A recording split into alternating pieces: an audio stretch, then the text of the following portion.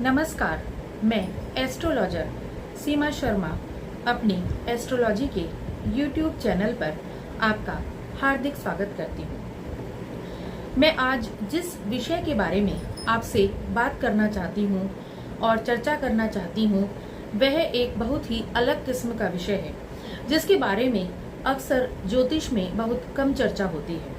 लेकिन क्या होता है कि बहुत सारी चीज़ों को हमें ज्योतिष के माध्यम से भी देखना पड़ता है। और आज जिस विषय के बारे में मैं बात करना चाहती हूँ वह विषय है हमारे आभूषणों के बारे में, हमारे जेवर के बारे में, यानी जिस तरह के आभूषण हम पहनते हैं उसका हमारे जीवन पर क्या प्रभाव पड़ता है। आप सभी जानते हैं कि लोगों को, विशेष रूप से महिलाओं को, सोने और चांदी, हीरे वगैरह के जेवर पहनने का, आभूषण पहनने का बहुत अधिक शौक होता है और वह अवश्य ही उनको पहनती हैं। लेकिन क्या सभी लोगों के लिए सभी तरह के आभूषण सही होते हैं, या किन लोगों को किस तरह के आभूषण पहनने से लाभ या हानि हो सकती है, यह हमें सिर्फ ज्योतिष के माध्यम से पता चलता है। तो आइए आज हम विस्तार से इस बारे में चर्चा करते हैं।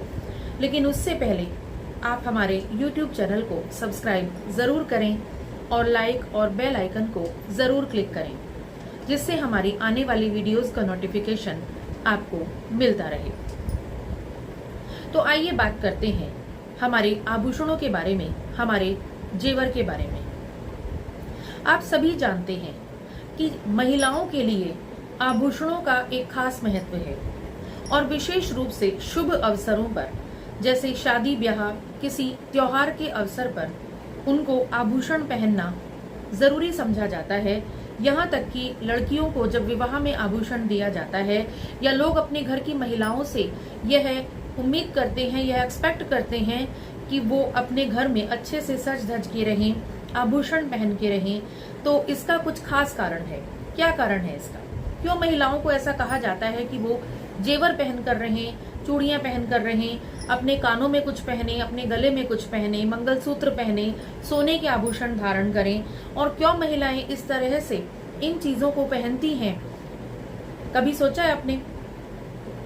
आज मैं आपको बताती हूँ महिलाओं को आभूषण क्यों दिए जाते हैं, महिलाओं को आभूषण पहनने की सलाह क्यों दी जाती है, महिलाओं को क्यों यह कहा जाता है कि शुभ अवसरों पर आप सोने और चांदी के आभूषण पहने।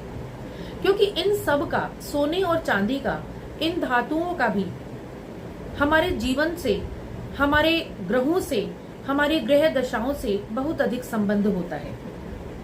सोना जो हमें बताया जाता है पहनने के लिए, जो महिलाएं सोना पहनती हैं, वह इसलिए बताया जाता है क्योंकि गोल्ड पहनने से, सोना पहनने से स्त्रियों का गुरु ग्रह मजबूत होता है।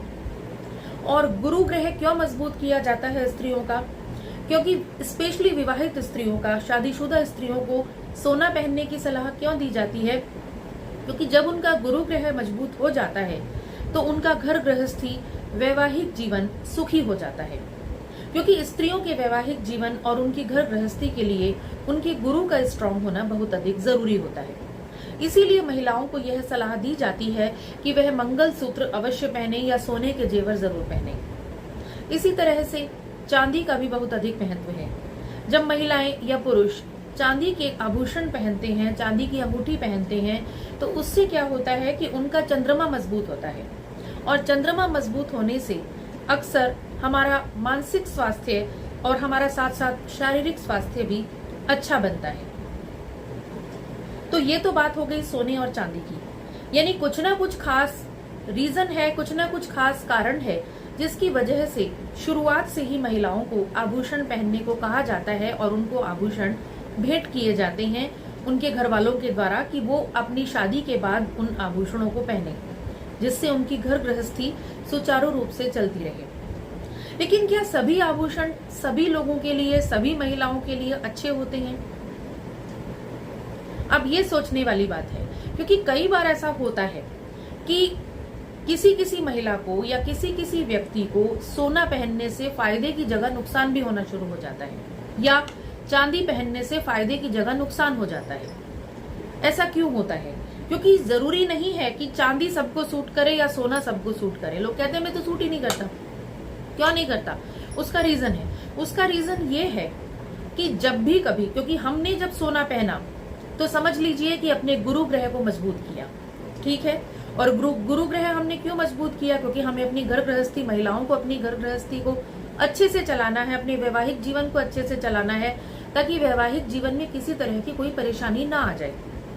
लेकिन जब भी कभी किसी भी स्त्री के, ये ध्यान देने वाली जरूरत है, जब भी कभी किसी भी स्त्री के गुरु ग्रह का संबंध षष्ठम या द्वादश या अष्टम भाव से बन जाता है तो उसको सोना अवॉइड करना चाहिए, उसको सोना नहीं पहनना चाहिए।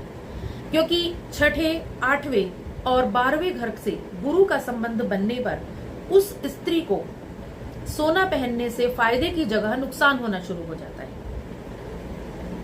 क्या होता है? मान लीजिए आपका गुरु ग्रह छठे घर में स्थित है। मैंने ऐसी बहुत महिलाएं देखी हैं जो बहुत सोना पहनती हैं, जिनको बहुत शौक है, लेकिन गुरु जो है वो छठे घर से संबंधित है। गुरु जो है उनका छठे घर में बैठा हुआ है। अब होता क्या है? छठा घर है हमारे रोग और शत्रु का। तो वो जो सोना बहुत अधिक पहनती हैं, अक्सर उन महिलाओं का स्वास्थ्य बहुत अधिक खराब हो जाता है या उनके शत्रुओं की संख्या में वृद्धि हो जाती है। और उससे क्या होता है कि उनकी गृह गृहस्थी, उनका जीवन अच्छा चलने की बजाय और अधिक खराब हो जाता है। तो आप समझ ही गए होंगे कि अगर हमारे गुरु का संबंध छठे घर से है और हमने सोना पहन लिया और अपने गुरु को मजबूत कर लिया, तो अवश्य ही हमें स्वास्थ्य से संबंधित परेशानियां जरूर आएंगी और हमारी घर गृहस्थी में भी परेशानियां आएंगी। इसीलिए मैं ये कहती हूँ कि अगर आपको कभी भी ऐसा लगता है कि आपके जीवन में अकारण ही परेशानियां आ रही हैं, तो अवश्य ही आपको अपनी कुंडली में यह देख लेना चाहिए कि कहीं आपके गुरु ग्रह का संबंध छठे, आठवें या 12वें घर से तो नहीं बन रहा है। मान लीजिए 8वें घर से गुरु ग्रह का संबंध बना हुआ है और आप सोना पहनते हैं, तो क्या होगा कि आपका मृत्यु भाव स्ट्रांग हो जाएगा, यानी आप अपने मृत्यु भाव को मजबूत कर रहे हैं अगर आप सोना ज्यादा पहनेंगे। और अगर आपने मृत्यु भाव को स्ट्रांग किया तो क्या होगा कि या तो आपके स्वास्थ्य में बहुत अधिक परेशानी आ जाएगी, या फिर ऐसा हो सकता है कि सांसारिक जीवन से आपका मन ही हट जाए, क्योंकि मृत्यु भाव एक ऐसा भाव है जो कहीं ना कहीं इस संसार से इंसान को विमुख करता है। उसके बारे में मैं अलग से कभी चर्चा करूंगी। लेकिन क्या होता है कि वहां पर गुरु को स्ट्रांग करने से आपको कहीं ना कहीं नुकसान अवश्य होगा, या तो स्वास्थ्य को नुकसान होगा या आपके जीवन को, आपके जो सांसारिक जीवन है इसमें कहीं ना कहीं आपको परेशानियां आनी शुरू हो जाएंगी। इसी तरह से यदि द्वादश भाव से आपका गुरु संबंधित है और आप सोना अधिक पहनते हैं, तो आपको खर्च में इतनी अधिक वृद्धि हो जाएगी, व्यय आपका इतना बढ़ जाएगा कि आप परेशान हो जाएंगे और आप कभी धन बचा ही नहीं पाएंगे। तो इस तरह की परेशानियां जब आती हैं और हम बिना सोचे समझे कोई भी जेवर पहन लेते हैं, कोई भी आभूषण पहनते रहते हैं, तो उससे हमारे जीवन में बजाय कुछ अच्छा होने के परेशानियां भी आनी शुरू हो जाती हैं। यही बात चांदी पर लागू होती है। यदि छठे, 8वें या 12वें घर से हमारा चंद्रमा संबंधित होता है, तो अवश्य ही यदि हम चांदी पहनेंगे तो समझ लीजिए कि हम या तो अपने शत्रुओं की संख्या में वृद्धि कर रहे हैं, या हम बीमारियों में, रोगों में वृद्धि कर रहे हैं, या हम कहीं ना कहीं अपने जीवन में परेशानियों और खर्चों को बढ़ा रहे हैं। क्योंकि ये 2-3 घर ऐसे होते हैं कुंडली में जिनको हमें देखना होता है कि कौन कौन से ग्रह इन घरों से, इन 3 भावों से कनेक्टेड हैं। तो मैं जब भी इस तरह की कुंडलियां देखती हूँ और ये देखती हूँ कि इस तरह के ग्रहों का गलत भावों से, गलत घरों से संबंध बना हुआ है, तो मैं सबसे पहले उनको यह सलाह देती हूँ कि आप इस तरह की धातुएं ना पहने जो आपके उन ग्रहों को स्ट्रांग करें, उन ग्रहों को बल दें जो आपके गलत घरों से या गलत भावों से कनेक्टेड हैं।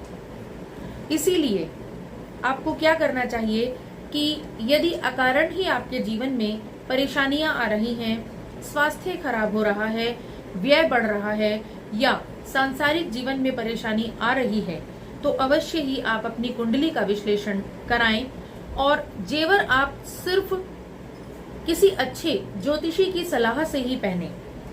क्योंकि सिर्फ आप सोना पहनते रहे, चांदी पहनते रहे, ठीक है आपको पहनने का शौक है, लेकिन वह भी आपको उचित परामर्श के बाद ही पहनना चाहिए।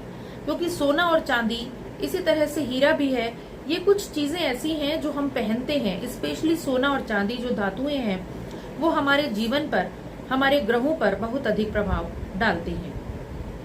तो आप अवश्य ही अगर ऐसी परेशानियां देखते हैं तो अपनी कुंडली का विश्लेषण किसी अच्छे ज्योतिषी से कराएं, और बिना सलाह के मैं ये कहूंगी कि आप कोई भी धातु या कोई भी जेवर ना पहने, क्योंकि सिर्फ रत्न ही नहीं, धातुएं भी हमें बहुत अधिक प्रभावित करती हैं, जो हम अपने शरीर पर धारण करते हैं और अक्सर पहनते रहते हैं।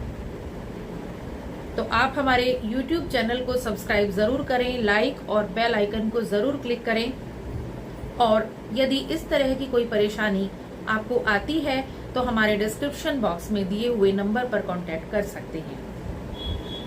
उम्मीद करूंगी कि आप अवश्य ही इस बारे में सलाह जरूर लेंगे और बिना सलाह लिए कोई भी आभूषण या जेवर धारण नहीं करेंगे। धन्यवाद।